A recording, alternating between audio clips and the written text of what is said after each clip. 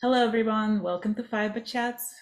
My name is Irina. I'm the host of Fiberchats. If you are new to my channel, love having you here. Please consider subscribing. And if you are a returning viewer, welcome. Love having you here. My guest today is Brenda Schack. Hi, Brenda. Hi, how are you? So you are a knitwear designer. When did you started designing? I started designing knitwear in November of 2017. I had been stalking Frenchie Denoy. I have to eventually learn how to say her last name. But everyone knows her as Frenchie from Aroha Knits. So I've been following her for a couple of years, and she would do these shawl challenges. And then she had a design challenge. And I thought, you know what, let's give this a shot. And if I like it, then I'll take her class where she opens up Swatch Studio, and that's where you really learn the nitty gritty of being a knitwear designer. Right. So I really liked what she had done in her mini classes that she was putting out for free, and decided, yeah, this is the person for me. And that's when I learned it. Right. Did you, prior to that, like when did you start knitting? Well, I've always been making something. At the age of 4, my grandmother taught me how to crochet and how to tat. I have no memories of the tatting. I remember the crochet because I was so excited when I learned how to crochet backwards, and that just meant I could make a long chain and turn the corner and Right. make it taller. I didn't learn to knit until I went to jewelry school in the 90s, and I met up with someone who's a wonderful friend. Her name is Kathy, and she's like the MacGyver of the craft world. And I went over to her house, and she had this amazing looking blanket on her couch, and it had all these textures and colors and stitches to it. And I asked her, how did you do that? I want one of those. That is amazing. So she taught me and my daughter how to knit. And of course, like most people, you end up with the cheapest needles, the cheapest yarn, because you don't know if you're going to like it. So you really don't want to invest in it.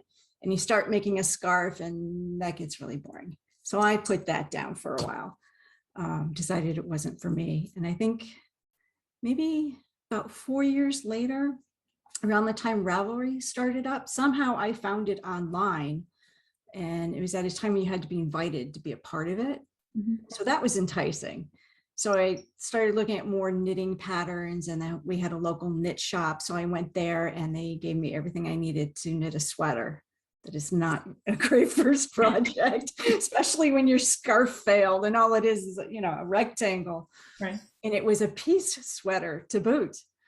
I tried really hard to make that thing work, and it just drove me crazy. So eventually I put it down, and I found other things I could knit that were simple and easy. And I loved making sweaters for my daughter, and I eventually learned to make a few for myself.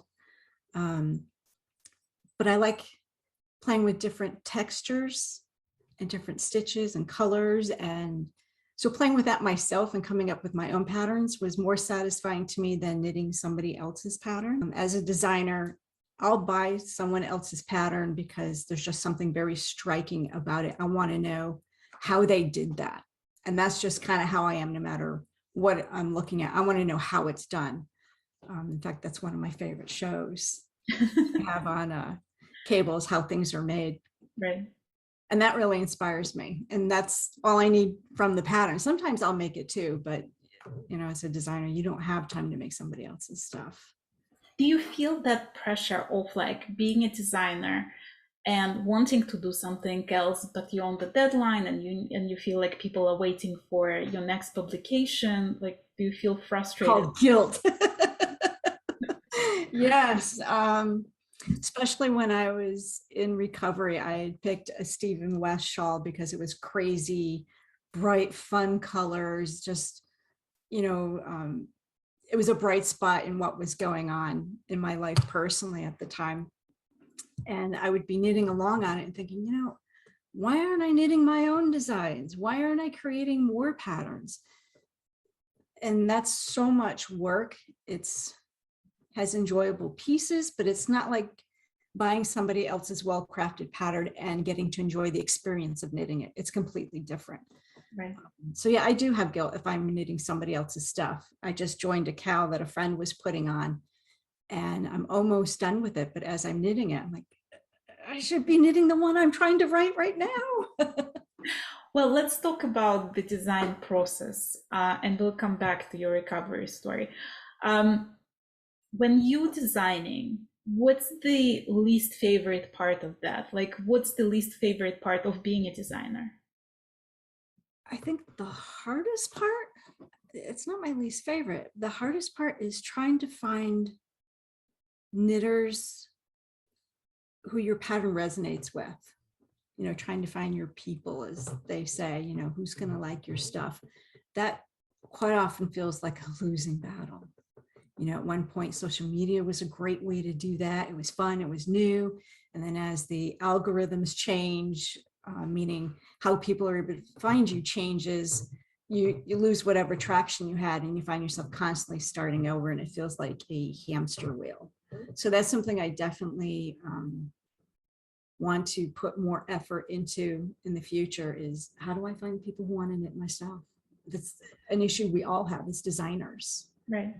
I mean, that was one of the reasons we opened recently a new Facebook group called Knitters Gonna Knit with a friend of mine, David van de Kamp. He's the founder of that group, because he was also like new upcoming designer, and it was constantly frustrating that he would try to promote his new designs or find testers or find yarn dyers that could like collaborate with him, and all the Facebook groups had these stringent rules that like you cannot self-promote, you can't put the link to you can't act like you have a business. right like it has to be just a hobby. Like the second you're trying to ask for help or ask for input or find testers or anything, like you either banned from the group or you're being admonished for misbehaving. So we opened the group just to encourage everybody to self-promote. And it was very interesting experience, because suddenly you saw test calls and you saw indie dyers interested in new designs, and there were like all these collaborations taking place. And I feel like it's like such a wonderful environment for everybody. It's just like such a perfect place as a community, because there's like people who, like, I test knit a lot, and people would ask me, but how do you find those designers that you can test for? Voila, like now they're in the group and they post the test calls, you know, and it's like, and the designers are frustrated with how to find the testers, and here like you have all these knitters who like dying to test, you know. So it became this like matchmaking community sort of. I'm getting this mental image of writing on the high school bathroom wall, for a good test knit time, call me. Seriously. It kind of feels like that, you know. Right. That sounds wonderful. I've actually joined your community. I saw it and I really haven't had time to play with it. I guess that's the other hard part too. There's so many communities to juggle and to manage, and to find one that resonates with you, that everybody can use and is welcome in. Right. So let's talk about your first design, right? So you came up with the idea, you knitted it, you managed to write the pattern, and there you were trying to advertise it. How was it received? How did you find that initial audience? Was it difficult? Was it somehow like the new interest in new designer that sparked interest? No audience. None. Zero. I was working for a knit shop and trying to come up with an idea for a pattern. And she said, you know what, we have this gorgeous yarn. I can't sell the stuff because nobody knows what to make with it, which is always an issue for folks. I had a pattern to use this yarn, but it's so confusing, people don't like it. So I said, all right, that'd be a great first one for me, because it's basically a nice rectangle. I add some interesting texture to it, some, you know, techniques for folks to enjoy. And that's how I came up with the It's Only Natural poncho. And it's called that because then the yarn is natural yarn. I thought that was kind of a fun play on words. So other than, you know, my friends at the yarn store, I don't think I sold a copy to anybody outside of it. It's been sitting on Lovecrafts, and every once in a while somebody will buy that pattern, which is interesting because I don't know how you find other people on Lovecrafts. I like it. My stuff is there. I don't know how you search for designer specific things. So I really don't know how people are finding me. I wish I could figure that out so I could show up more often in those spaces wherever they are. But that Right. was my first pattern, and yeah, total flop. Your first one's usually a total flop, Right. unless you've somehow cultivated an audience perhaps elsewhere, or you're really good at marketing. Was that frustrating? Was you know? I knew to expect that.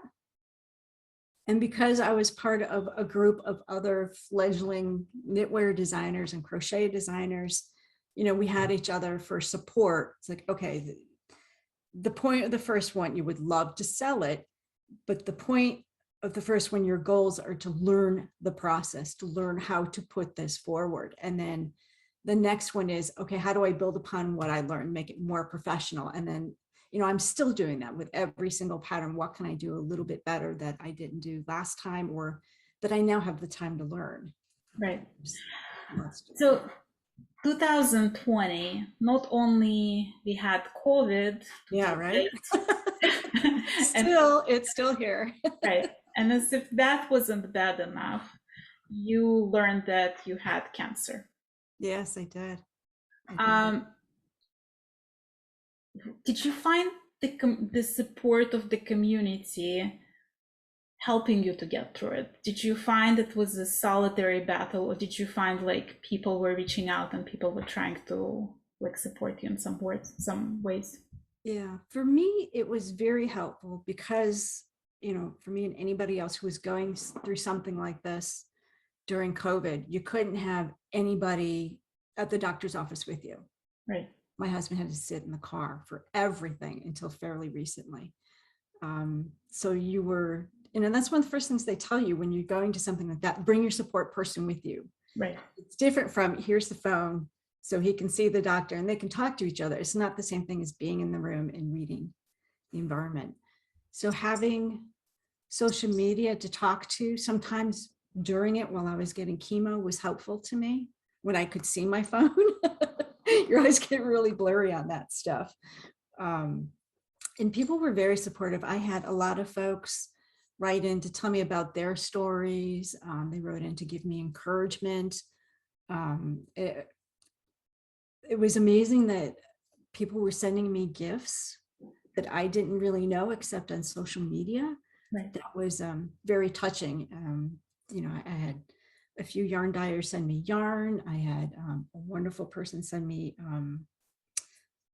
a yarn winder that her company makes specifically, because she had seen my little post of my sad little yarn winder making all kinds of noise, like, here, you need this. And so, you know, and the emotional support was wonderful. And I still have that today, you know, with folks. And it's amazing how many of us are going through those kind of diagnoses right now. And that was surprising to find out how many people had experienced it within the knitting community and are currently going through it right now too. Right. Yeah, it was very supportive. I absolutely appreciated it. You were very open about the whole process, from like announcing the diagnosis online to showing first haircut to showing how you had to shave your head. And I mean, it was obviously like very raw and very heart-wrenching, but it was also sort of like, I felt like I know you just because you opened up yourself so much. What was your decision to like make it public? What was your thought process to make it public? You know, again, we were in lockdown. And when you go through cancer and chemotherapy, it's a personal lockdown. You're not allowed to go out. People can't come to your house, except certain support people, you know, can help you out, but you throw COVID on top of that. And now it was just my husband and I and the cat. Right. Or my two cat cats. was very supportive. And they, you know, I'm not dishing their support because there were times that they kept me from feeling, you know, despair and absolute sadness. I had somebody I had to get up and take care of on the days my husband was at work. So that was very beneficial. Yeah, all that lockdown on top of lockdown, you want to talk about what's happened to you. It's immense, it's huge, it's overwhelming. You know, and I know from experience and, you know, from research that talking about things like that help you to process it. You know, the worst thing you can do is hide from it. It's happening. And it helps with acceptance. I also wanted to help anybody else who was going through it. You know, my symptom was kind of unusual. So if somebody else also had that symptom, because I shared that information too, I want them to know, go to the doctor now. Don't wait till COVID's over. Go find out. Don't figure it out for yourself. Let the doctors tell you what's going on.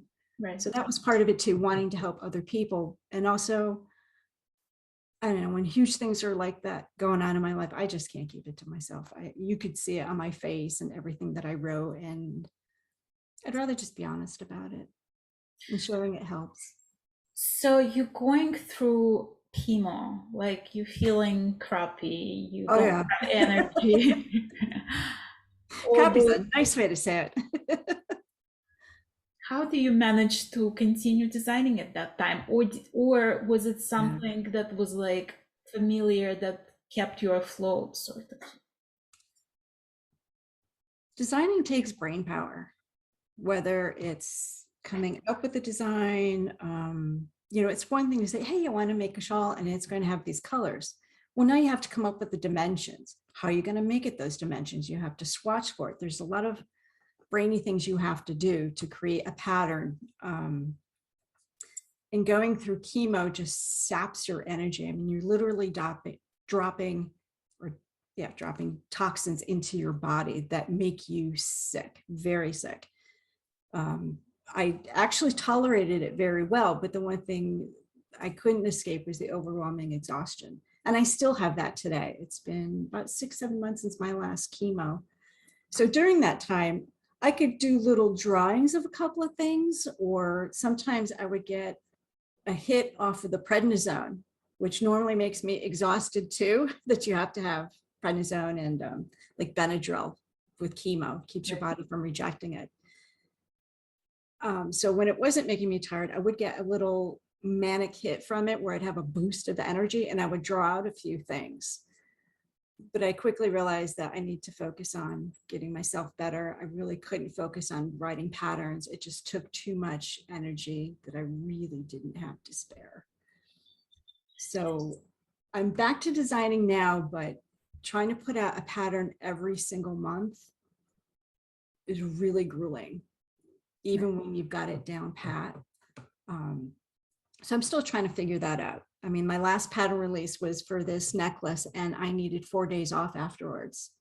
And that wasn't, you know, necessarily interactions with people. It was just, you know, setting things up on all the different sites that I sell it on, making sure the final copy's final, that the picture's all good to go, that I'm posting on Instagram. So a lot of things I'm doing in my business are being done organically and not scheduled, because it's really difficult for me to maintain a schedule right now. So you came back with the necklace. What was the reception? Like, did people forget about your existence? Did people were like, oh, finally, It's like out of mind.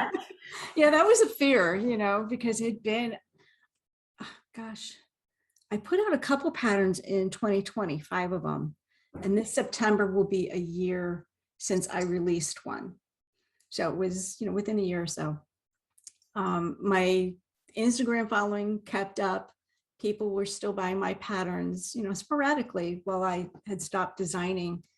The thing is, when you're designing and you're constantly putting stuff out, it constantly reminds people that you are there and that you are a resource for them. So I took a chance with this. Not many people knit jewelry, and I knew that, but it was a project that I was really excited about. And I think the construction of it is pretty damn clever. The way I use the construction is clever. But yeah, no, not a lot of takers. I got a few people. My test knitters loved it. I enjoy wearing it. It's nice in the summer if you make it out of cotton, because then you're not sweating like crazy and, you know, pulling at jewelry on your neck. But I don't think jewelry is a popular item. It's interesting because it would seem like it should be, because it's such a quick, easy sort of Very like, quick. you know, instant gratification kind of project. So you would think that it would be popular. And most of the jewelry patterns out there, it's use your scraps. And we all have those gorgeous scraps that we don't know what to do with because you used 10 skeins of yarn for one shawl. And now you got these, what do you do with this stuff? Well, when you design, right, do you think about what's gonna sell, or do you think about it, I really want to design this? Like, how does it work? It's both. It's both. You know, it's kind of like if you're known for doing one thing and then you switch it up and you do something else, sometimes your followers are alienated by that. Sometimes they love it. I think for me, it was just, maybe it just wasn't their cup of tea, but I do have something else coming out that I know they will like. And I design for me too, you know, not just the people who follow me. I think if I did only what others wanted and not me, there wouldn't be me in my business. You know, most of my pattern stories, or yeah, most of my patterns have a story behind it. And I like to share that with people when they buy the pattern, they look online to see what it's all about, why'd you call it that? And it's motivated by, you know, things that are going on in my life, or, you know, stuff from my past, or just a fun construction. Hey guys, this is really cool. You need to try this out. Right. I saw that during the pandemic, you started toying with the embroidery. I did. Why did you decide that you need an extra craft? Yeah, right. Because, you know, I don't have the brain power to knit, but let's learn to embroider. I think it was a distraction.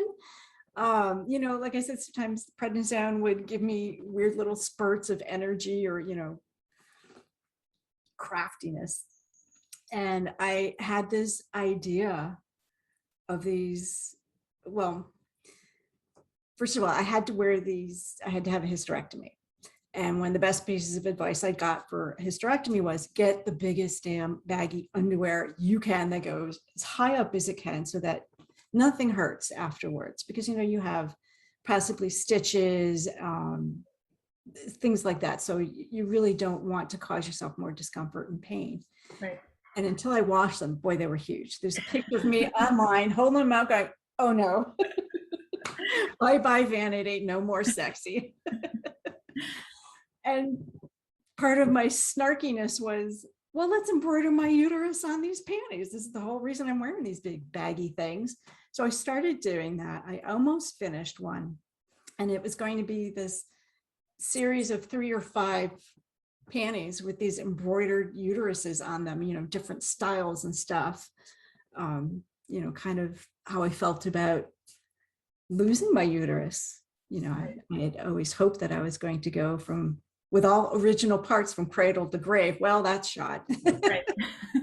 You know, so I think I started seeing some really amazing embroidery pieces online, and it seemed simpler to just draw something, now try and stitch it with you know, cotton yarns, as opposed to designing a whole pattern or following a whole pattern. It allowed me to be creative in another way that I really couldn't with yarn at the time. Did you find embroidery easy, like natural, organic after being a knitter? And then you also do jewelry, so it's like it's another crafty skill, right? Yeah. Or was it like, did you discover that it was completely a different animal altogether? Oh, it's a different animal. It's a different animal. If you go on one of the social media sites and look up embroidery, it's amazing. The photorealistic quality some people have, or the fanciful ideas that they have. It's really inspiring. So I was enjoying a lot of that while, you know, going through recovery. And yeah, I mean, any craft, it's not a matter of pick it up, oh, it's so easy because it's related. I mean, I think the closest thing to knitting is crochet, but they're 2 different beasts. Right. You know? Same thing with jewelry, that's its own thing. Do you find Instagram distracting or super inspiring in that way? Because there's like just so much there that you find all these like things that you want to try and want to experiment with. Oh, it's distracting. Because by the time I'm done, I'm like, I need to go lay down. I spent the whole, literally, in recovery sometimes, I just went to look for one thing and I'd find I spent the whole day online just doing this. Right. Did So I you try find, not to do that anymore. did you also find that you made a lot of personal connections and like made new friends online as well? Like, was that the upside of the wasted time online? Well, while I was scrolling, no, because I was just, voyeur looking at all the stuff. There was no interaction going on there. I made more connections when I share my personal stories with people, because then it resonates with them. Right. And then the most recent story is, the cancer and the chemotherapy story. That's when I connect with folks, when you get real with them and you're actually sharing, something about you that you don't mind sharing. Right. Right. Do you have other designers that you always look up to, that you like always impressed with their creativity and like their productivity? Yeah, there's quite a few. I mean, Andrea Mallory sticks out for me. I had to quit following her because she was so prolific. It seemed like she was doing everything perfect and right. And I had her newsletters and I just felt so depressed about it. I'm like, okay, I can't follow her anymore. I'll wait till I can actually enjoy it again. And that took about a year. And she was just constantly putting stuff out. She had a great, easy way about her explaining things. And it seemed like her business was growing. And, at the time I was dealing with Lyme disease and my brain wasn't working its best. So everything was really difficult for me at that point. I was constantly relearning the same things over and over again because of that. But I follow her again now, and I like the way she approaches her followers, looking at it more from a business standpoint as opposed to a knitter or designer standpoint, I guess you could say.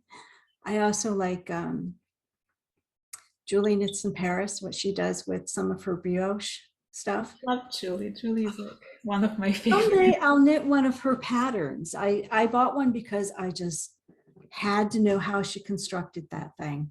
And I love a smart construction. Right, I test knitted, I think six or seven something of her patterns, and I like absolutely loved it because every single time, first of all, she has much more confidence in me and my abilities than I do.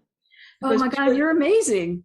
no, she would like throw me like, okay, how about this sweater? And I'm like, I never knitted sweater in my life. She's like, there's instructions, And then at the end, I would have a sweater, and it's like brioche and around, and with the, it's like, it was amazing. And I've learned with every single pattern, there's like some very clever trick and very clever construction method that like I would learn. And I feel like she's definitely like one of my very favorite for that reason. Yeah.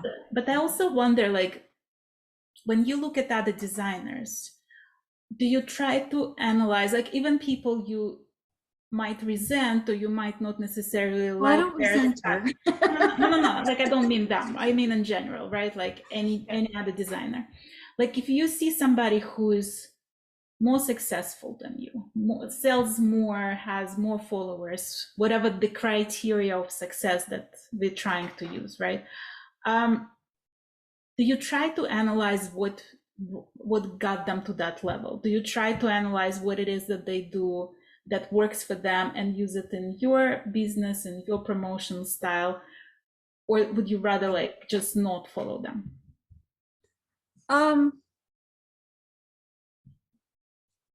I mean, I've matured as a business owner and as a designer, and I now see them as resources. I mean, one of the first things you do when you're putting stuff out and you're new at it is you're constantly comparing yourself to other people. And that's where that, oh my God, if I'm going to feel bad every time I look at her stuff, it's not resentment of her. It's, I feel like a failure. I haven't done this and I haven't done that. And I don't have these many followers. You have to learn how to deal with that and put that aside, because what you see isn't necessarily what's going on. Right. But if I see someone doing something, they're like, oh, that's really smart, I want to remember to do that. then yeah, I'll incorporate that into what I do in a way that it's coming from me. You know, it's not a direct copy of somebody else. And by that, I mean, they're business tactics and not a pattern. Right. I have a friend who recently put out a pattern and she showed some of it online, and just the way she did the graphic design elements of it, I was like, holy cow, this is gorgeous. I have to buy the pattern. I want to see graphically why she's doing what she's doing, kind of figure that out. And can I use some of that information to make my pattern look more professional? Because like I said, I'm always on the lookout for that stuff. Right. So I've matured in a sense that instead of taking it personally as a failure, I look at it as an opportunity. It's something I could use for my business too, you know. You know what? The reason I ask you actually, because I had a conversation with a friend about Stephen West. So everybody by now knows my obsession with Stephen West. And I do want to interview him, but I want to interview him for different reason that everybody else wants to interview him. Oh. Because people see him as this guy that got lucky, the favorite child kind of thing, the person who has the whole team working for him, who doesn't have to do much, he just has to look pretty with his shawl and throw it around, right? So there is like a lot of resentment, and there is like a lot of, I mean, it's not necessarily even envy, but just like there is this idea that jealousy. I mean, it's a natural thing. Right. It's what you do with it that matters. But yeah. Right, but also like the feeling that he just got lucky and he just has it easy. And I really wanna interview him about that specifically, because I'm sure that's not the case. I'm sure like there's like a lot of pressure of coming up with new designs, and a lot of pressure coming up with how to present them, and like expectation of people about you and all of that. So like that's my reason for wanting to chat with him, and I think that would be inspiring to a lot of people to see him in the new light because of that, you know.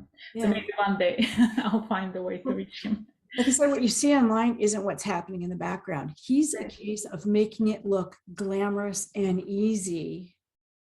He's busting his tail in the background. Right. He has a team of people, because if you want to make money at this, it really can't be just you. You have a team of folks, whether you're talking about it or not. And when you think about the whole process, it's writing the pattern. So you have to know how to write.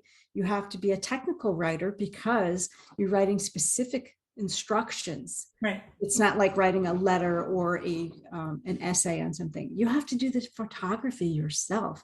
That's a skill unto its own. And if you're doing video like him, you need a videographer to help you out with that. You need to know how to program your own website if you're going to do it yourself. You need to know how to handle all the techie programs and applications you need just to get it out to people. There's so much. I mean, I've only scratched the surface of what there is to do. So he's clearly a case of how to make it look glamorous and simple while busting your tail in the background. Right. Well, do you ever question yourself, like, why am I doing this? Why don't I just spend that same amount of energy, right? And do some other like regular job that's going to pay me 10 times more? Like, why do I insist on going this way? Not just pay you 10 times more, but actually pay you. Right. It is very difficult to get the business up and going to the point where you're making a profit every month, and then making enough of a profit so that you can actually live on is totally different. You have to reach a certain level. You have to have so many patterns out there. You have to know how to do your marketing. I think a lot of people believe that if you're a knitwear designer, you're living in a big glamorous home. Everybody throws yarn at you for free. You just sit down and one night you make this pattern. They don't even think about the photography and how that's happening. If I were an employer employing me to do what I'm doing, I'd be arrested. Because I'd end up owing money to the employer. So, you can't do that. That's not legal. And it's not complaining, but it's very difficult to make a living off of this. And it might look like many people are making a living that really aren't. I am one of them. Right. It may not look like I'm making a living to folks. I don't know. We all I don't care what level you're at. As soon as you release a pattern, is anybody going to buy it? It's the loneliest thing in the world, waiting for somebody to buy that pattern. How do you deal with that anxiety? Like, how do you, because I mean, I have so many friends, designers, that I see it firsthand. Like, I'll test for them and then they like freaking out every time they Yes. publish it. Will people like it? Will people buy it? Yes. Because a lot of times they would post on their social media and the response is really wonderful and people love it and people talk about how pretty it is, and then there is 2 sales. Yeah, crickets. Right. And you've spent all this money and time to put that out there into the world, and nobody's seen it yet. You know, and that goes back to what I was saying. How do we find our knitters? You know, that takes a lot of work and effort to find them and to develop that relationship with them. But yeah, we all have anxiety on pattern release day, you know, even before that. And I could write up a pattern, absolutely love it, because I like to, write it first, and then I start knitting it. So I'm my first tester of my instructions. And sometimes in the process of knitting it, it's like, oh God, this is hideous. Now what do I do? All that time and effort down the drain. Do you pivot and make something else out of it? Do you get rid of it altogether and start a different project? There's a lot of uncertainty and areas that can, you know, deliver a good punch to your confidence as a knitwear designer. Right. But, you know, if you like what you do, you just pick up and you keep going. Part of what helps is knowing that's part of the game. That's just how it is. Everybody has to learn how to deal with that in their own way. So I try and look forward to the excitement of the pattern release, and I put my phone down and I try not to pay any attention to it, which is hard because if it pings and it's somebody asking questions, you want to answer the question, you want to keep the conversation going. That's important. So I try and do that within reason, because you could really make yourself depressed over it, you know. Have it ever happened to you that you design something, you need it, you publish it, or whatever, you give it to testers, and then somebody else uses completely different colors or something, and you either pattern and you either like in awe how beautiful your pattern looks in somebody else's hand, or you're in awe of like, what the heck did you just do to my pattern? Like, does that happen? I love it when they play with colors. The point of testing is, are the instructions clear? Do the instructions work? Do they actually make a shawl and not a sock? You know, and by that, you have to have certain parts for a shawl versus a sock. Is everything there and in place? A tech editor helps with that first and all the math. But then it's the test knitters who try it out and go, you know, I worked this one stitch that you have in there, and boy, it's making me crazy. Could I do something else? Or here's something else that you might want to consider for your shawl. Or they have all kinds of helpful suggestions, not a takeover of your pattern, but helpful suggestions that make it a better experience for other knitters. I love that. And I love to see people just come up with better colors than I imagined for it. Because sometimes the colors I use aren't exactly what I want to use. They're the most marketable. So you have to keep that in mind too. Most marketable, easiest to photograph, reds and blacks. Dark colors are terrible to try and do photography on, especially if you're a newbie photographer. So I try to avoid those, even though it might look so luscious and yummy in those colors. If I can't show that to somebody, it doesn't matter. Right. So I get to enjoy those types of things through my test knitters. And I don't want them to use the same colors as me. That's boring. Do your own thing. Let me see what more this can become. I like that a lot. And that happened in, I did a knit along with knitters. So it's not test knitters now, it's you know, everyday knitters. And they just came up with the most amazing things to do with my shawl, different color combinations. There was the bacon shawl that somebody had done, the BLT shawl. And it was so funny because it had different colors that you would have in a bacon sandwich. But it was really pretty. And, you know, the pattern had nothing to do with bacon, but I thought it was hilarious. And she really enjoyed that she ended up doing that too. So I welcome those sorts of things. Absolutely. Right. So what are you working on now? What's coming up next? I've got a couple things in progress, believe it or not. For the first time ever, I have 3 different projects going at the same time, which is kind of a nice feeling. It feels like I'm breaking through to the next level.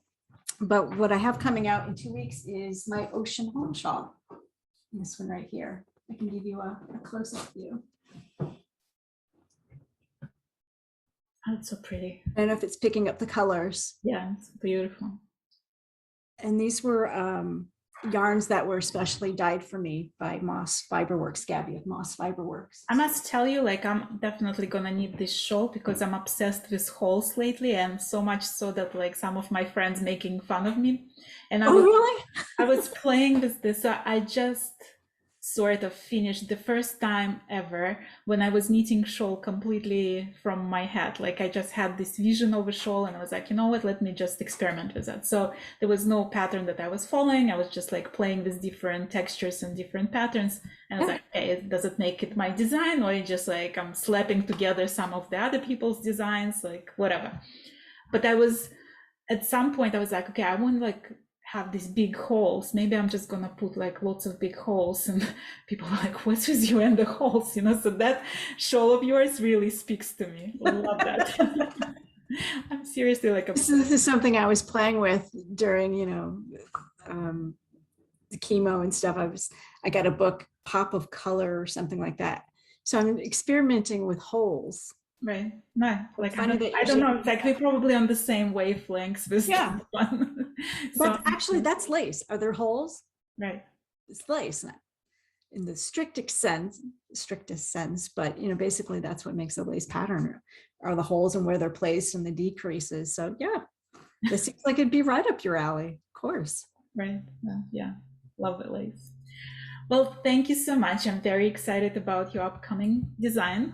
I'm going to be the first one to buy it. I'll be watching. And thank you for being my guest today. I really enjoyed our chat and loved getting to know you better. Oh, thank you. Thank you. It was very enjoyable. Thank you.